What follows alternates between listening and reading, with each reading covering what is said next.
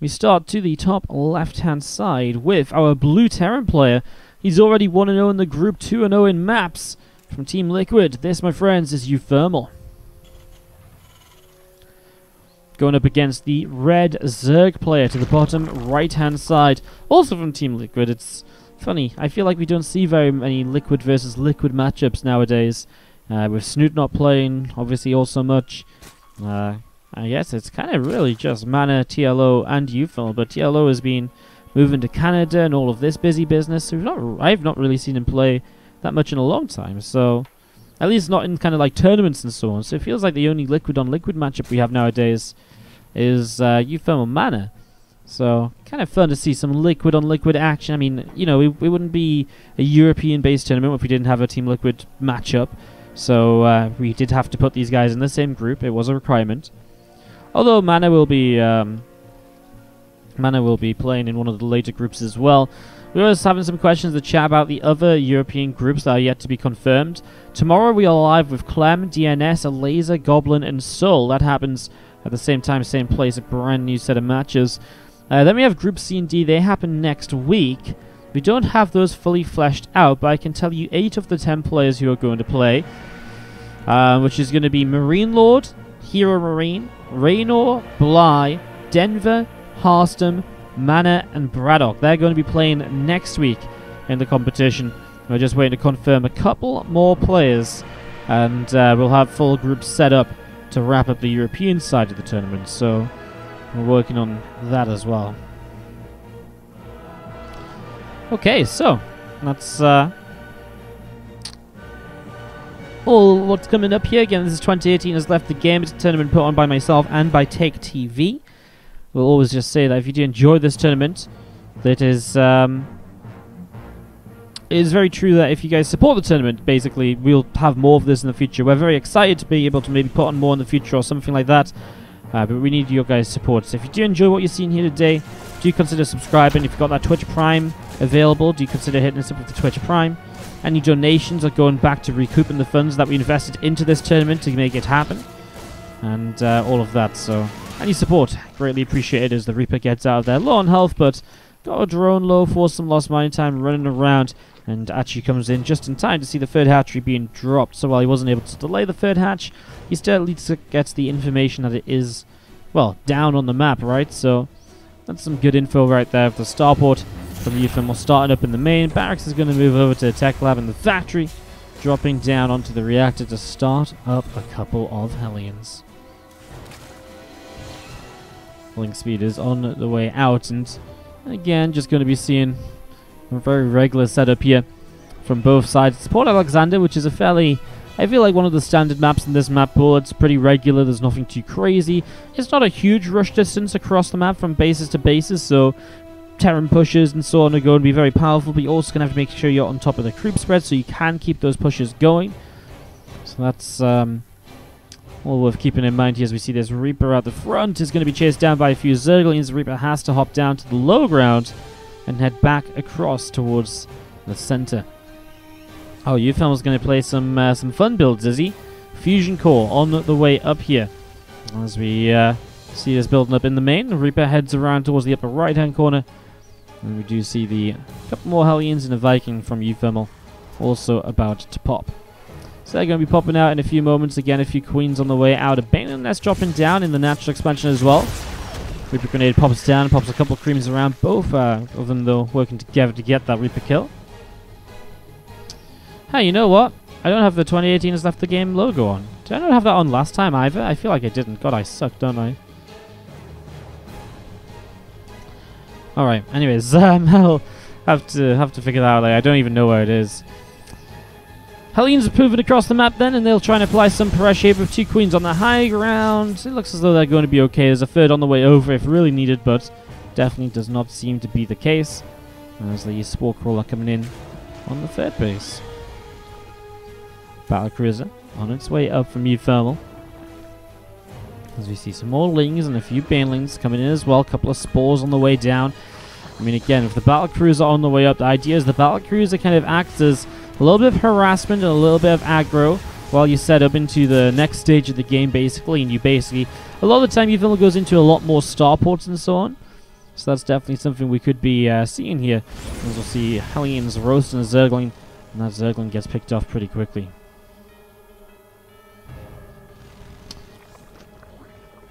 Again, Hellions poking around and just picking off a couple of units here and there. So again, nothing too great from these Hellions, nothing out of the ordinary.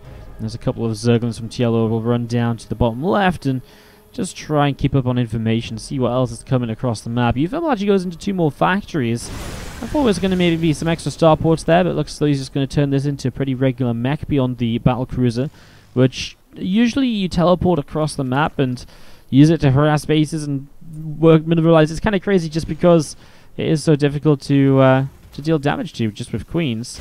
And there it is, scans into the main base, and boom, he shows up. He's got a Yamato cannon as well, which you can use on one of these queens now. Again, being able to shoot while firing is actually super good for this battlecruiser, and it's able to kind of still deal damage while backing away, and that wouldn't have usually been possible, so it does create some opportunity.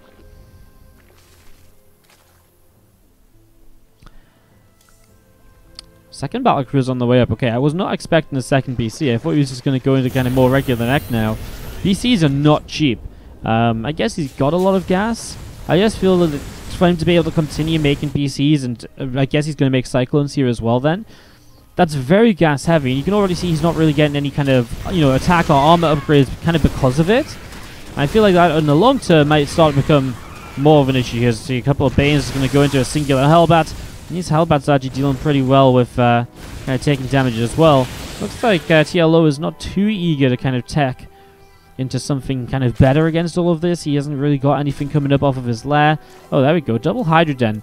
Now, they come down so close to each other that I kind of believe that the idea is that TLO wants to get double Hydra upgrades and make a big timing out of this. So that's what I'm expecting. Now, with Blue Flame on the way up and Infernal Pre-Ignite, it will create a bit of an opportunity to...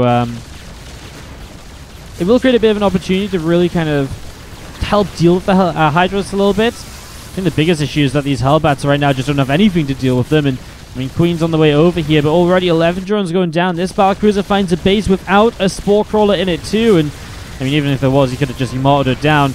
This hatchery is being transfused to keep it alive. The Hellbats will be giving up. The battlecruiser will back away, and all of a sudden, uThermal has picked off 16 drones to put himself in a solid fighting position at the moment. Extra Queen's coming along, and it's going to see him turning around. Boom! Gets himself the Queen kill, and continues to back away to the far right-hand side. Back over here to the top side, Queens are using up the majority of their energy trying to defend against this BC, and the BC will just get a few more shots. Those drones are getting low.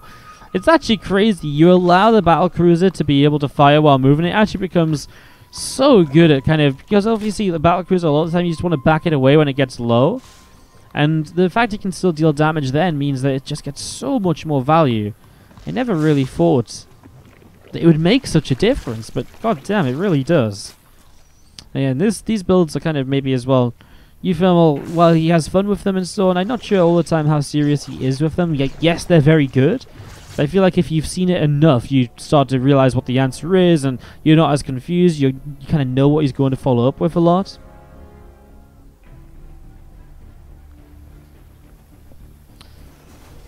Vikings just moving around as we see some Hellions morphing into Hellbats.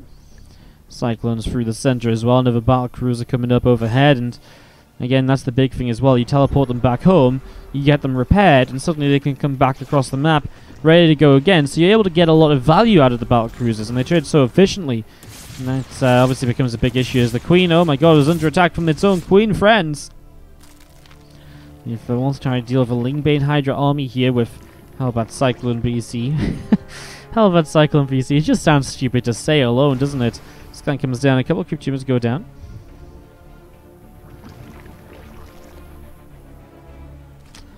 A few Overseers coming around the top side. Not sure what the plan is. Maybe just to contaminate some of these factories, slow down the production. Meanwhile, this battlecruiser is just going to be staying pretty safe and getting out of there when needed. So BC moves all the way out of the main bases. Again, a little bit of action in the center. A couple more Crypt Tumors being cleaned up. And there's those Overseers. Again, they contaminate quite a lot of structures here, which is nice, but I don't really think that helps TL out too much in terms of defending right now.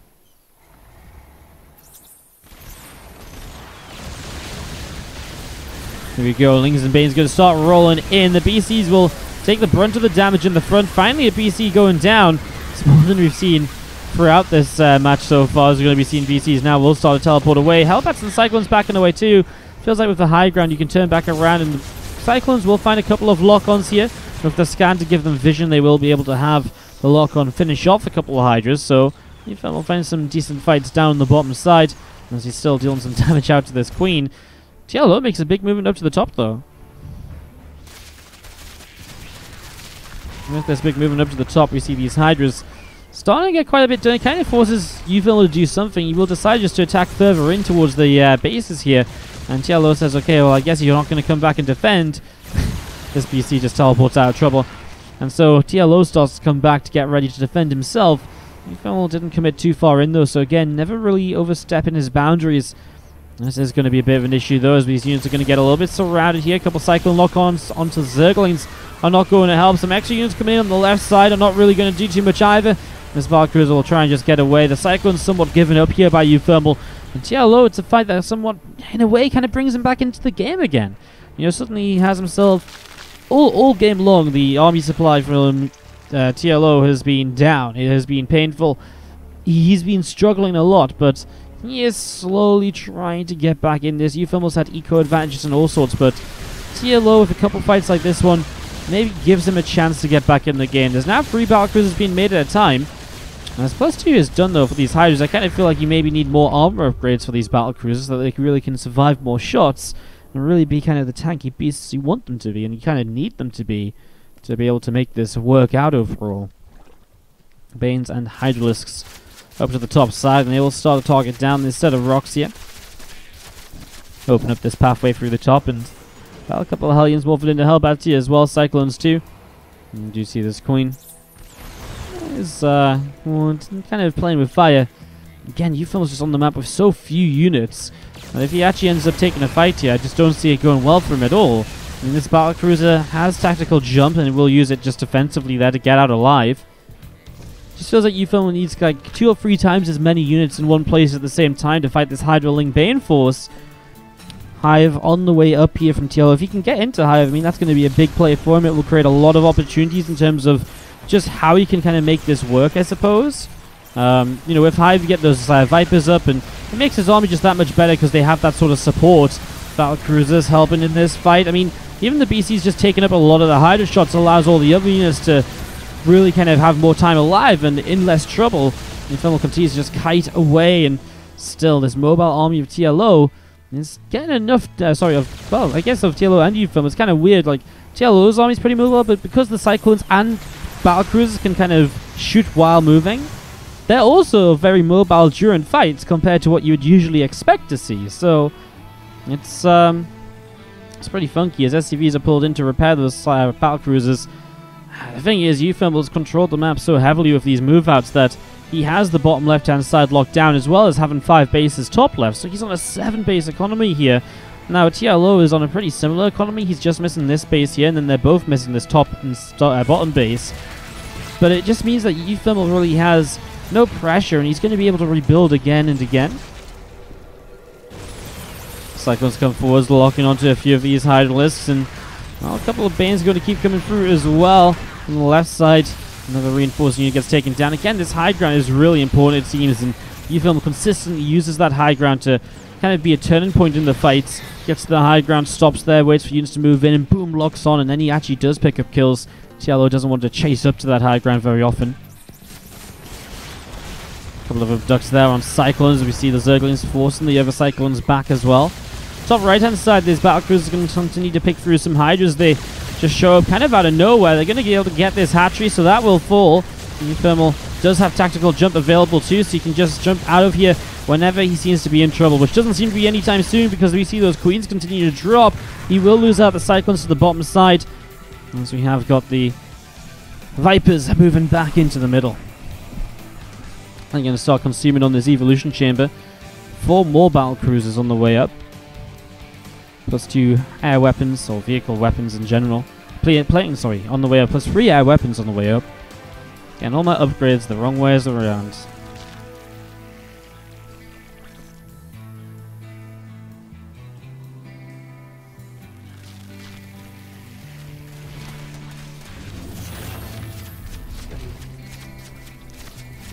Base on the bottom side is pushed away, and well, Planet Force will be under fire here as well. At the same time, uThermal's in the middle of the map, so he kind of gives up these bottom left bases to kind of push down one of the center bases of TLO. I don't think uThermal really needs those bottom left bases truly just yet, so he's not too upset about giving them up. At the same time, he's obviously done a very good job denying bases around the map of his opponents, so he feels as though if he can keep denying those bases, TLO will be low on money, and that's very true. TLO is very low on money, so in a way, it's a very good choice by uThermal, because it's not the obvious choice, right? To kind of decide to give up 2 bases to get rid of 1, but when you've already got so many bases picked off from your opponent, picking off another base can really be the kind of nail in the coffin, as now you see these battlecruisers just coming in, and while the parasitic bomb's nice and the splash damage is something, but I'm not sure if it's really going to end up being enough. As you see, I mean, it just barely seems to tickle those battlecruisers, which will just sit here, cleaning up all of these hydralisks, and while the Ling Bane that's left over will stand absolutely no chance. TLO's supply is dripping and drabbing along. I mean, 112 to 183. This is the worst situation TLO has found himself throughout the entirety of this game. There's a few more battlecruisers on the way up. And just getting set in the middle.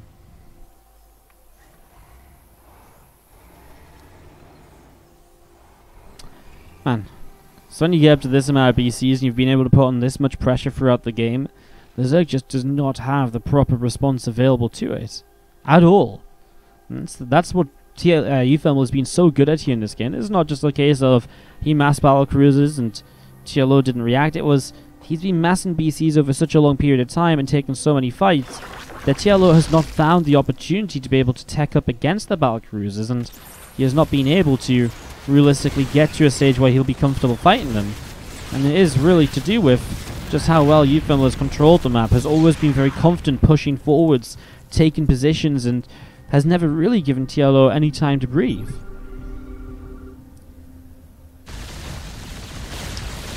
Raven gets abducted in. Anti-armor missile does go off though and hits a good chunk of that Zerg army. This will make TLO a little bit unwilling to fight for a few moments.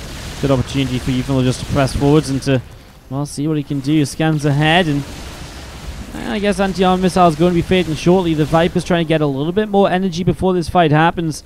Already drones going down. Cyclones find themselves on the bottom side. That base is so low. You see the abducts coming in on these battlecruisers. They get abducted into the Hydras, but well, the Hydras just go down too quickly. The couple of Cyclones show up to help out. An anti-armor missile goes down, but uThermal has way too much, and he comes and takes game. Being received so well by the community, so a lot of fun. A lot of fun to run so far. I'm glad you guys are enjoying. I know you guys are, because I've seen you all talking about it and being hyped on TL and all over the place, so exciting stuff. Top right hand side, our red Zerg player, he will be down a game in this best of 3 going into game number 2. Can he fight back against his teammate? Our red Zerg is TLO from Team Liquid. And to the bottom left hand side, our blue Terran player is uThermal. Mellow Yellow started watching during the Valencia tournament and started playing a few weeks ago. Wow, I didn't even know you were so new to StarCraft 2 as well, Mellow. Welcome to you as well. Indirect Gabe raid. Oh, hello everyone from Hero Marine stream. I guess I'll say that properly when it comes through in a moment. Or is it just literally an indirect one? What counts as an indirect raid? He raids someone else, but some of you decided to come here instead.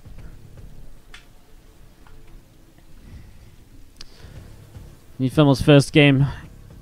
He sent us to take TV. Fair enough. That does make sense. That does make sense. Take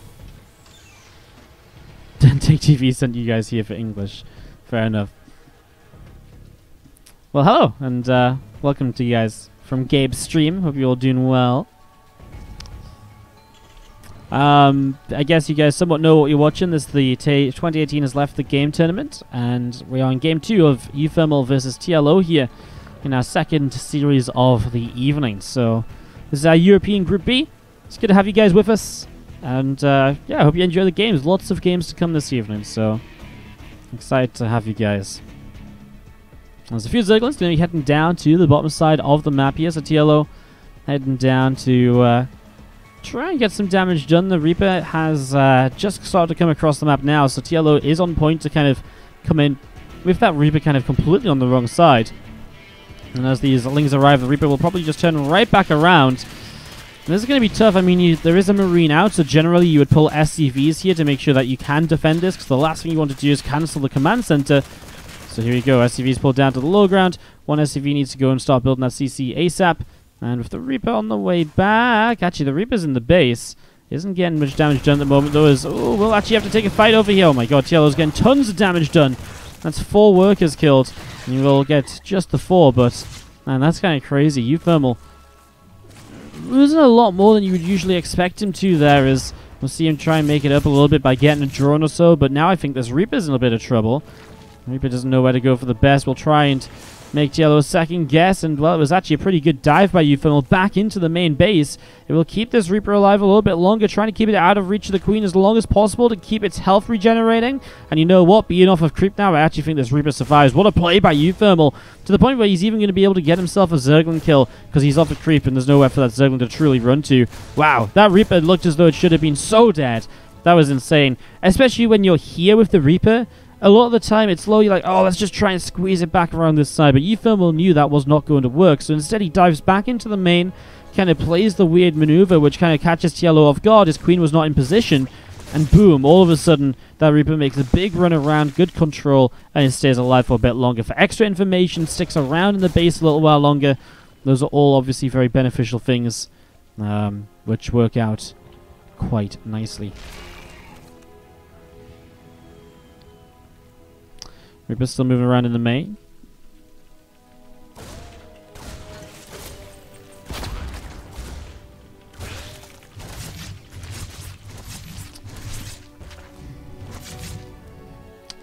Reaper's in a pretty good position to kind of pull you inside a position, allowing for the Hellions to dive in and find 9 workers. Oh my god, the drones. Still feels like they're so stacked up. 2 Hellions fall for 9 drones killed. uThermal just finds a way. It's like, oh, it's sort of magical watching him play sometimes. Like, this Reaper just goes on a huge adventure around the side of the base, and he keeps it alive for so long. And so for everything that we're talking about with what he was doing, saving that Reaper and all the rest of it, suddenly we see the Hellions coming in. That's the big part of it. As you do see those Hellions joining up there in the natural command center on the way up here.